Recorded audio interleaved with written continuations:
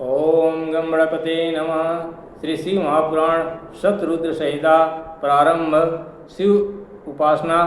ओम गंगा तरंग मणि जटा कलापम गौरी निरंतर विभूषित वाम भागम नारायण प्रियमग्न दापार वाराणसी प्रतिभज विश्वनाथ। ओम नमः शिवाय। पहला अध्याय। श्री सूत जी बोले, हे ऋषियों, अब आप शिव जी के अवतारों की कथा सुनिए।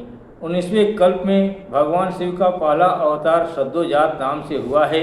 20वें कल्प में वामदेव नामक अवतार हुआ है। फिर 21वां कल्प आरंभ हुआ तो उसमें शिव जी ने तत्पुरुष नाम से अवतार लिया। शिव कल्प में उनका अघोर अवतार हुआ। विश्वरूप कल्प में उन्होंने ईशान नाम से अवतार लिया। इन्हीं अवतारों के अनुसार शिव की 5 मूर्तियां भी हैं, जो ईशान, पुरुष, अघोर, काम संज्ञक और ब्रह्म संज्ञक नाम से विख्यात हुई हैं। शिव जी की सर्व, भव, रुद्र, उग्र, भीम, पशुपति, ईशान और महादेव, यह 8 मूर्तियां विशेष हैं, जो भूमि, जल, अग्नि, पवन, आकाश, क्षेत्रज्ञ, सूर्य और चंद्र में अधिष्ठित हैं। दूसरा अध्याय। शिव का अर्धनारीश्वर रूप। श्री सूत जी कहते हैं, हे ऋषियों, यह तो आपने शिव के अवतारों को सुना। अब आप भगवान शिव के उस रूप को सुनिए जिसमें वह अर्धनारीश्वर के रूप में प्रकट हुए थे। आदिकाल में जब ब्रह्मा जी ने सृष्टि की रचना की थी तो उसमें विस्तार नहीं आया था। तब ब्रह्मा जी ने घोर तप करके शिव जी को प्रसन्न किया और उनसे सृष्टि का विस्तार करने के लिए कहा। तब शिव ने अपने आप को 2 रूपों में प्रकट कर दिया था। उनका एक रूप शिव का था और दूसरा शिवा एक नारी थी और दूसरा पुरुष। उन्हीं शिवा और शिव ने मैथुन द्वारा सृष्टि का विस्तार किया था। भगवान शिव ने ब्रह्मा जी को उसी समय मनवंतर तथा कल्पों का उपदेश दिया था। तीसरा अध्याय। नंदिकेश्वर उत्पत्ति। सूर्य जी ने कहा, हे ऋषियों, अब आप उस वृत्तांत को सुनिए जिसमें भगवान शिव ने अपने अंश से नंदीश्वर को उत्पन्न किया था। एक समय शीलाद नामक ऋषि ने मृत्यु रहित पुत्र की कामना से भगवान शंकर की कठोर तपस्या की थी। तब शिव जी ने प्रसन्न होकर उन्हें मृत्यु रहित पुत्र का वर दिया था।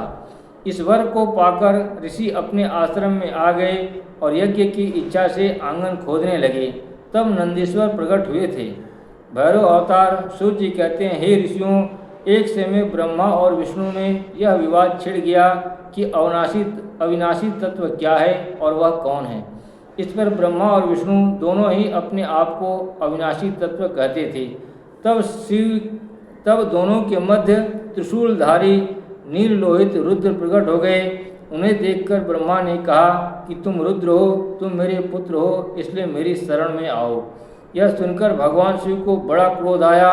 उन्होंने अपने क्रोध से काल भैरव नामक पुरुष उत्पन्न किया और उससे कहा था कि तुम काल के समान हो, इसलिए इस ब्राह्मण पर शासन करो। यह सुनकर ब्रह्मा और विष्णु दोनों ही भयभीत हो गए थे और वह बार बार शिव की स्तुति करने लगे थे। हे ऋषियों, जो मनुष्य नित्य भैरव जी का दर्शन करता है वह काल से भी छूट जाता है, कहकर सूर्य जी मौन हो गए। चौथा अध्याय। गृहपति अवतार। तब सनत कुमार जी ने नंदीश्वर से प्रार्थना की कि आप हमें भगवान शिव के गृहपति अवतार की कथा भी सुनाइए। नंदीश्वर बोले, हे सनत कुमार जी, एक समय नर्मपुर नामक नगर में विश्वानर नामक मुनि रहता था। उसकी पत्नी ने महादेव जी के समान पुत्र की इच्छा की थी। उस इच्छा की पूर्ति के लिए विश्वानर काशी गया और वहाँ 1 वर्ष तक निराहार रहकर शिव जी के वीरेश लिंग की यथाविधि पूजा करता रहा। तब एक दिन भगवान शिव ने उसे दर्शन दिए और कहा कि मैं शीघ्र ही तुम्हारी पत्नी के गर्भ से पुत्र रूप में जन्म लूँगा। तब शुभ लग्न में भगवान शिव ने विश्वानर के घर एक सुंदर बालक के रूप में जन्म लिया। उस बालक के दर्शन के लिए समस्त ऋषि मुनि तथा देवता वहाँ आए। ब्रह्मा जी ने उस बालक का जात कर्म संस्कार किया था। शतरुद्र संहिता 5वां अध्याय। यक्षेश्वर अवतार। नंदीश्वर ने कहा, हे मुनीश्वर, एक समय देवताओं तथा दैत्यों ने मिलकर समुद्र मंथन किया था।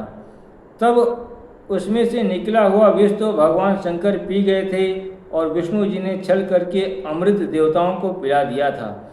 हे मुनि, अमृत पान करने के बाद देवताओं को अहंकार हो गया था और वह भगवान शिव को भूल गए थे।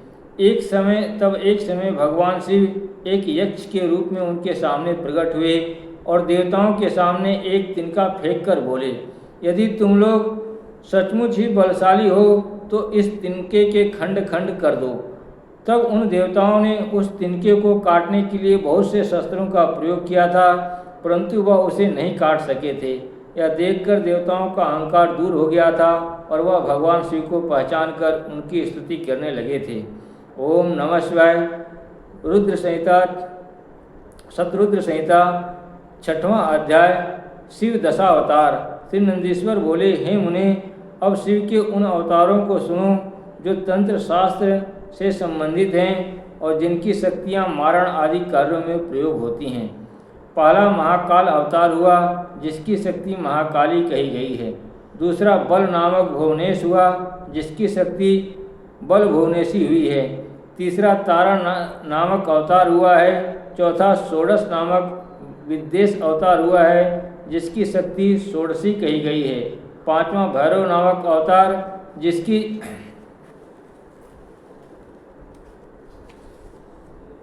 गिरजा नामक भैरव शक्ति है। छठा छिन्न मस्तका अवतार हुआ है, जिसकी गिरजा शक्ति कही गई है।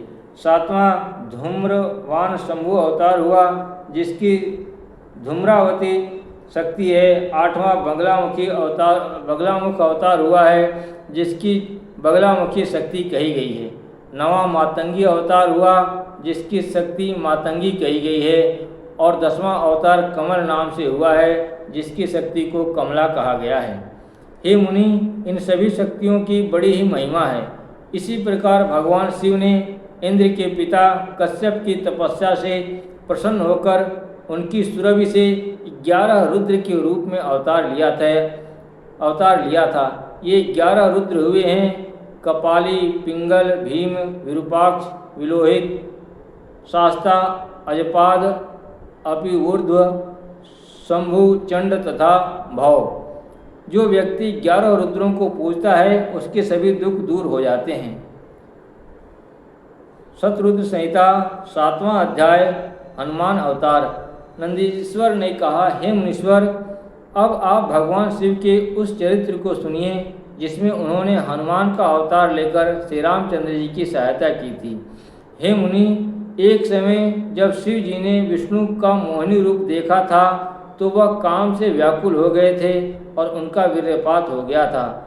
तब ऋषियों ने उस वीर्य को गौतम की पुत्री अंजनी के कान में डाल दिया था, जिससे अंजनी के गर्भ से हनुमान जी ने जन्म लिया था। शतरुद्र संहिता, 8वां अध्याय, पिप्पलाद चरित्र।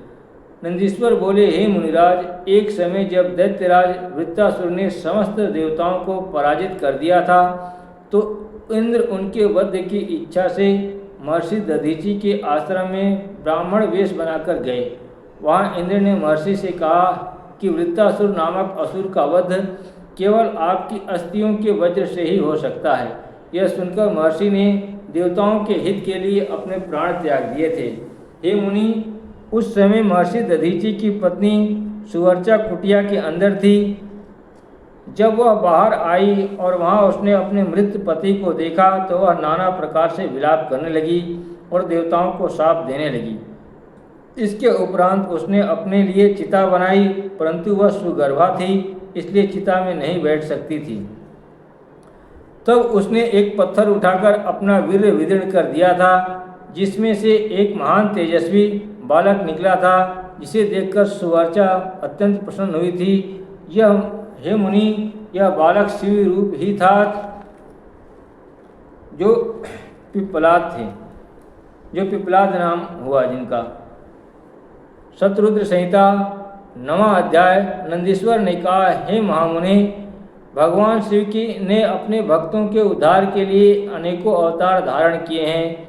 वैश्वनाथ, द्विजेश्वर, यतिनाथ, कृष्ण दर्शन और अवधूतेश्वर के अतिरिक्त और भी बहुत से अवतार मुख्य हैं। अब मैं भगवान शिव के रूप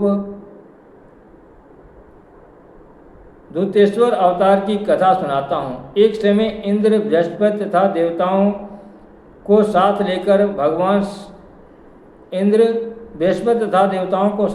भगवान शंकर जी के दर्शन करने चले। शिव उनकी परीक्षा लेने के लिए अवधूत रूप धारण कर मार्ग में खड़े हो गए। उन्हें देखकर इंद्र ने पूछा कि तू कौन है और क्या तू शंकर को जानता है? इंद्र के बार बार पूछे जाने पर भी भगवान शिव चुप रहे।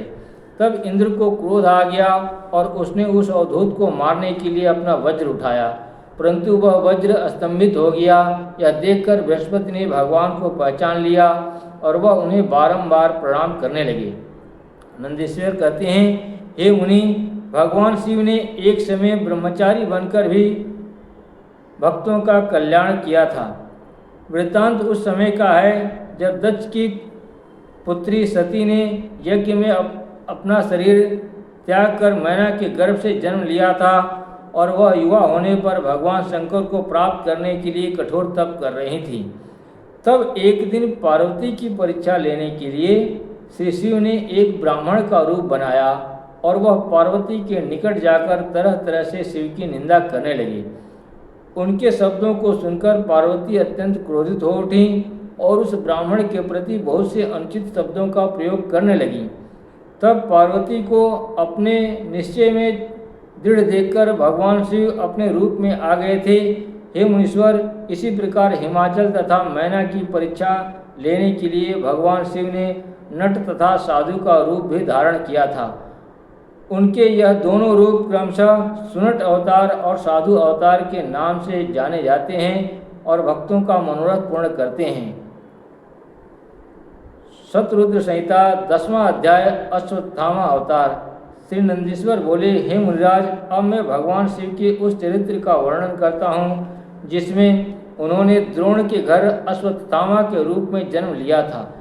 एक समय कौरवों के पुत्र द्रोणाचार्य ने पुत्र प्राप्ति की इच्छा से भगवान शिव की तपस्या की। शिव जी के प्रसन्न होने पर उन्होंने उनसे अपने ही अंश से उत्पन्न हुआ पुत्र मांगा था। इस पर शिव जी ने उन्हें तथास्तु कह दिया था। तब उचित समय पर द्रोणाचार्य की पत्नी ने अश्वत्थामा नामक बालक को जन्म दिया था। आगे चलकर इसी अश्वत्थामा ने कौरवों की सहायता की थी। यह अश्वत्थामा इतना बलशाली था कि इसने पांडवों को परास्त कर दिया था। इसके वध के लिए अर्जुन को भगवान शंकर की तपस्या करनी पड़ी थी। तब भगवान शंकर विराट रूप में अर्जुन के सामने आए थे और उन्होंने उसे पाशुपतास्त्र दिया था। शतरुद्र संहिता 11वां अध्याय 12 ज्योतिर्लिंग। नंदीश्वर बोले, हे सनत कुमार जी, अब आप शिव जी के 12 ज्योतिर्लिंगों के नाम और स्थान सुनिए जो इच्छित फल देने वाले हैं। यह है सौराष्ट्र में सोमनाथ, श्रीशैल में मल्लिकार्जुन, उज्जैनी में महाकालेश्वर, ओंकार में अमरेश्वर, हिमालय पर केदार, डाकिनी में भीमशंकर, काशी में विश्वनाथ, गौतमी तट पर त्र्यंबक, चिता भूमि में वैद्यनाथ, दारुण वन में नागेश, सेतुबंध में रामेश्वर और शिवालय में घुष्मेश्वर। जो व्यक्ति इनके दर्शन करता है वह मोक्ष को प्राप्त होता है। इति श्री शिव महापुराण शतरुद्र संहिता संपूर्ण। ओम नमः शिवाय।